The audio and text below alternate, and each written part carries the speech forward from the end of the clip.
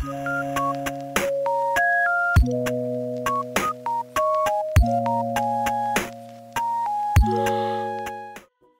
semuanya, selamat datang kembali di YouTube channel aku.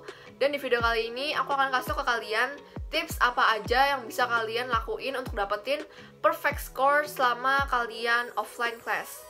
Nah, seperti yang kita tahu, sekarang kita semua tuh para pelajar di Indonesia lagi dari kondisi dimana kita semua tuh diwajibkan untuk bersekolah secara online.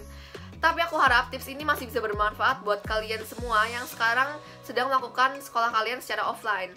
Atau tips ini juga masih bisa bermanfaat kok buat kalian semua yang nanti akan bersekolah secara offline. Karena tenang aja, pasti cepat atau lambat kita semua akan kembali bersekolah secara offline. Dan aku akan kasih tahu tips-tips ke kalian supaya kalian bisa dapat nilai perfect score nanti kalau misalnya kita udah masuk sekolah secara offline. Langsung aja aku mulai dari tips yang pertama. Nah, tips yang pertama ini aku kasih tahu ke kalian supaya kalian itu lebih sering milih tempat duduk kalian di kelas itu paling depan dan di tengah. Karena apa? Karena posisi tempat duduk di kelas kita tuh bener-bener mempengaruhi cara belajar kita. Meskipun mungkin beberapa di antara kalian kayak mungkin mikirnya, tapi ada temen kok di kelas aku yang pintar dan jenius, tapi dia tuh duduknya selalu di belakang, dan itu fine-fine aja untuk skor atau nilai dia. Nah, mungkin bagi beberapa orang hal ini tuh gak terlalu penting dan gak akan mempengaruhi gimana cara mereka belajar. Tapi menurut aku ini bener-bener penting banget karena bakal nentuin bagaimana kita fokus nanti ke depannya untuk memperhatikan pelajaran. Karena kalau misalnya kalian duduk paling depan dan paling tengah, kalian itu lebih fokus dan kalian nggak usah susah-susah buat pindah ke depan kalau kalian lagi mau nyatet pelajaran. Kayak ketutupan teman yang lebih tinggi, atau mungkin kalian diajak ngobrol sama kanan kiri kalian, depan kalian, belakang kalian. Kalian jatuhnya konsentrasinya akan lebih turun dan nggak terlalu fokus waktu kalian lagi mendengarkan guru yang menjelaskan. Dan terutama bagi kalian yang punya masalah penglihatan, kalian itu wajib banget pilih tempat duduk paling depan dan di tengah. Karena apa? Harus di tengah. Percuma kalian pilih tempat duduk di depan tapi di ujung, karena akhirnya kalian pun nanti harus jalan ke tengah buat ngeliat tulisan yang ada di tengah-tengah papan tulis. Jadi menurut aku tips yang pertama ini wajib banget kalian terapin nanti kalau kalian udah masuk sekolah secara offline. Next, yang kedua tipsnya adalah aktif di kelas. Nah, kenapa aku bilang kalau kalian tuh wajib banget aktif di kelas? Karena kalau misalnya kalian aktif di kelas, kalian itu sering jawab pertanyaan guru atau kalian sering nanya dari penjelasan guru, kalian itu akan semakin lebih sering diingat sama guru tersebut.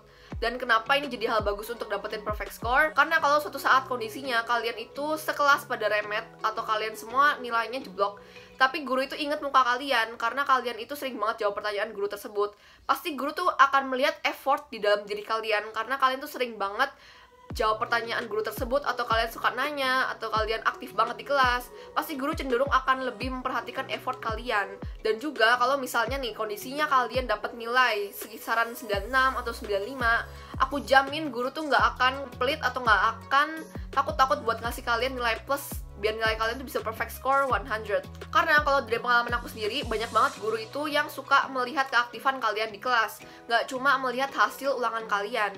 Kayak misalnya kalian sering jawab pertanyaan guru, pasti guru tuh punya catatan kecil di mana dia itu nulisin nama anak-anak yang biasanya sering banget jawab pertanyaan dia dan yang aktif di kelas. Dan dengan poin tersebut nih, poin itu bisa membantu kalian untuk menaikkan nilai kalian nantinya. Next, tips yang ketiga adalah kalian wajib sarapan sebelum ulangan. Nah, mungkin bagi beberapa orang hal ini nggak terlalu penting, atau mungkin mereka mikir kan nggak sempat buat sarapan, atau kan nggak sempat buat makan, pasti waktunya lebih bagus dipakai buat belajar daripada buat makan. Nah, sebenarnya emang waktunya itu emang bagus banget dipakai buat belajar, itu nggak salah. Tapi aku saranin kalian sempetin waktu dikit aja buat makan atau buat sarapan. Setidaknya kalian nggak biarin perut kalian tuh kosong waktu kalian mau mengerjakan ulangan. Karena kenapa? Dari pengalaman aku sendiri, aku pernah sering banget kayak ngerjain ulangan tapi dengan perut yang kosong. Di situ aku sering banget miskom antara otak sama tangan aku. Biasanya aku mikir 20 bagi 5, aku mikirnya 4, tapi aku nulis di kertas ulangan itu adalah 5. Dan itu kejadiannya nggak cuma sekali, tapi sering banget kalau misalnya aku nggak sarapan atau nggak makan sebelum ulangan. Tapi sekali lagi itu pengalaman aku, dan tips ini aku kasih berdasarkan pengalaman pribadi aku. Nggak semua orang aku pukul rata wajib banget sarapan sebelum ulangan, karena kan lagi-lagi semua orang itu beda-beda guys. Next, tips yang keempat itu kalian baca-baca materi-materi yang baru kalian pelajarin hari itu. Nah, dengan kalian baca-baca materi-materi sebelum-sebelumnya atau sesudah-sesudahnya, kalian bisa dapat informasi lebih banyak. Dan kalau kalian dapat informasi lebih banyak, jatuhnya kalian bakal sering bisa aktif jawab pertanyaan guru di kelas. Jadi misalnya kalian baru dijelasin materi baru sama guru kalian, materi itu gampang banget menurut kalian, kayak masih definisi, itu kalian jangan pernah hirauin. Jangan sampai penjelasan guru itu masuk telinga kanan, keluar telinga kiri. Tapi kalian bisa baca materi-materi yang seterusnya di buku kalian. Karena biasanya guru itu suka banget nanyain pertanyaan dari materi yang sebelumnya dia jelasin atau materi yang akan datang. Jadi dengan kalian baca-baca materi sekilas setiap harinya, kalian bisa punya banyak informasi yang kalian serap. Dan juga nanti waktu guru bertanya, kalian bisa lebih aktif di kelas dibanding teman-teman kalian. Next, tips yang kelima adalah kalian harus punya lingkungan teman yang mendukung. Lingkungan yang mendukung itu bukan berarti teman-teman kalian wajib pintar semua ya.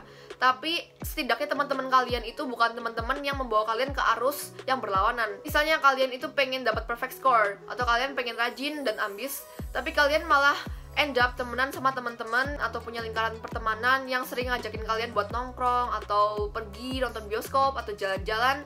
Nanti jatuhnya kalian secara nggak langsung akan terpengaruh sama arus pergaulan mereka, dan jatuhnya kalian akan ngikutin pergaulan mereka tersebut.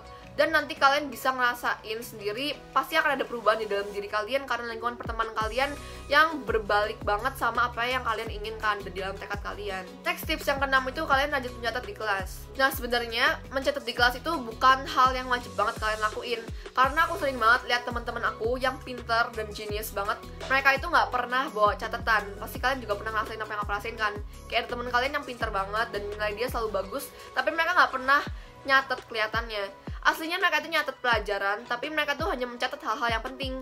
Nggak semuanya yang guru omongkan itu mereka catat.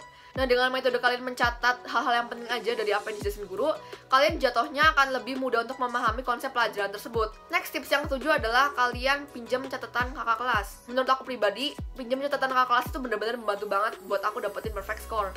Karena apa? Karena biasanya kurikulum yang diterima sama kakak kelas kita itu akan berbeda sama kurikulum yang kita terima. Jadi misalnya guru itu jelasin dengan kurikulum yang berbeda di angkatan kakak kelas kita dan di angkatan kita. Pasti akan ada informasi yang diterima kita tapi nggak diterima kakak kelas kita dan sebaliknya. Jadi aku saranin ke kalian supaya kalian minjem catatan kakak kelas, dan jatuhnya nanti kalau misalnya kalian ulangan, kalian bisa menjawab soal-soal dengan persiapan yang jauh lebih matang. Next, tips yang ke-8 adalah kalian sering-seringlah ngajarin teman kalian. Nah, pasti beberapa kalian mikir kayak, ngapain sih kak harus ngajarin teman? Nanti kalau teman yang nggak ngerti kan percuma. Kenapa nggak waktunya kita pakai aja buat belajar daripada buat ngajarin teman? Kan nanti juga kalau kita ngajarin teman, kita ngabisin waktu aja kerjaannya. Itu nggak benar sama sekali. Karena apa? Dengan kita ngajarin teman, itu akan jadi poin plus bagi diri kita. Karena secara nggak langsung, kalau kita ngejelasin materi ke teman kita, sampai teman kita ini ngerti, berarti secara nggak langsung kita juga mengerti konsep materi yang sedang kita jelaskan ke teman kita. Dan jatuhnya kita bisa mengerti secara rinci, secara detail materi apa yang udah kita jelasin ke teman kita. Dan kita pun akan dapat poin plus karena kita udah mengerti secara menyeluruh konsep pelajaran tersebut. Next, tips yang 9 adalah ikut tawaran lomba. Nah, aku nggak tahu ini sekolah aku beda sama sekolah kalian. Cuman menurut aku pribadi, menurut pengalaman aku, ikut tawaran lomba itu bener-bener penting. Cuman yang pasti, aku kasih tau ke kalian, kalau kalian udah berhasil lakuin 8 tips sebelumnya, terus suatu saat tiba-tiba ada guru pelajaran lainnya gitu nawarin ke kalian buat kalian ikut tawaran lomba, kalian jangan pernah nolak tawaran tersebut. Karena menurut pengalaman aku, kalau misalnya kalian ikut lomba, kalian nanti akan dapat nilai tertinggi atau nilai TC. Nah, nilai TC itu apa sih? Nilai TC itu kalau di sekolah aku adalah nilai yang bisa ngasih ke kalian nilai tertinggi. Tapi nilai itu hanya bisa diterima oleh murid-murid yang mengikuti lomba atau yang sedang melakukan persiapan lomba. Next, tips yang 10 itu tips yang paling penting dari tips lainnya. Karena tips yang terakhir ini adalah kalian sering-seringlah berdoa. Nah, kenapa aku bilang ke kalian kalau doa itu adalah hal yang paling penting sebelum kalian mulai ulangan atau tugas atau UAS atau ulangan persiapan lainnya? Karena dengan kalian doa, kalian tuh dihindarkan dari segala hal-hal yang mungkin nggak terencana selama kalian mau mulai ulangan tersebut. Kayak misalnya kalian lagi mau ulangan, tiba-tiba kalian sakit perut, atau kalian pusing, atau kalian mual, atau kalian muntah. Pasti semua hal itu akan dihindarkan kalau misalnya kalian udah doa sebelum kalian ngelakuin ulangan tersebut. Jadi tips yang 10 ini tips yang paling penting dari semua tips sebelumnya. Nah, itu aja tips-tips dari aku supaya kalian bisa dapat perfect score nanti kalau misalnya kalian udah kembali masuk ke sekolah offline. Atau bagi kalian yang sekarang udah sekolah offline seperti biasanya, kalian juga bisa komentar di bawah pendapat kalian mengenai tips-tips lain yang bisa kalian kasih. Itu aja pembahasan aku untuk hari ini. Terima kasih kalian udah nonton video ini sampai akhir.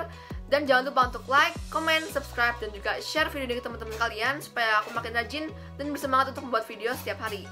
Thank you guys for watching and see you guys in the next video. Bye!